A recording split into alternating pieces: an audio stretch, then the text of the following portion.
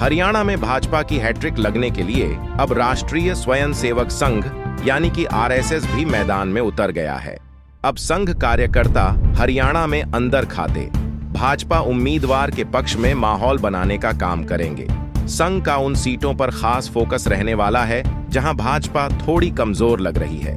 भाजपा नेतृत्व का मानना है कि यदि इन सीटों पर पार्टी के साथ संघ कार्यकर्ताओं ने भी जोड़ लगाया तो परिणाम बदल सकता है। इसलिए आरएसएस ने अपने पारंपरिक तरीके से काम शुरू कर दिया है। आरएसएस कार्यकर्ता घर घर जा रहे हैं। इसके साथ सार्वजनिक स्थलों पर भी केंद्र व राज्य सरकार की नीतियों पर चर्चा कर रहे हैं।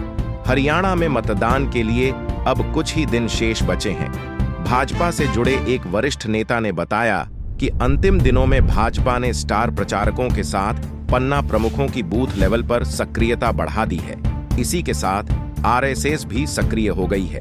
उनका एक सिद्धांत है कि जहां कम वहां हम इसके आधार पर वह उन सीटों पर जा रहे हैं जहां भाजपा कमजोर दिख रही है।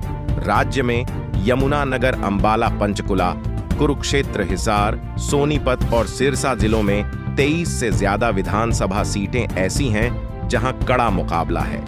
यदि भाजपा ने इन सीटों पर बढ़त बना ली तो तीसरी बार सत्ता पाने का रास्ता आसान हो सकता है। भाजपा की आंतरिक रिपोर्ट के मुताबिक पार्टी ने पिछले कुछ दिनों में अपना चुनाव उठाया है, इसलिए शीर्ष नेतृत्व ने अब पूरी ताकत झोंक दी है आरएसएस की कि नई टीमों का भाजपा से कोई लेना देना नहीं होगा। उनकी टीमें अलग से क्षेत्रों में जाएंगी। चुनाव से पहले वह भाजपा आरएसएस के बीच उम्मीदवारों की चयन से लेकर बूथ स्तर के प्रबंध पर चर्चा हुई थी। भाजपा ने आरएसएस के सुझाव को मानते हुए इस बार 25 से ज्यादा नए चेहरों को मैदान में उतारा है। इसी के साथ आपको यह भी बता दें कि हरियाणा विधानसभा चुनाव के लिए कांग्रेस ने मेगा प्लान तैयार किया है। चुनाव प्रचार के आखिरी हफ्ते में कांग्रेस अपनी पूरी ताकत झोंक देगी। राहुल गांधी हरियाणा विधानसभा हलकों चुनावी यात्रा निकालेंगे।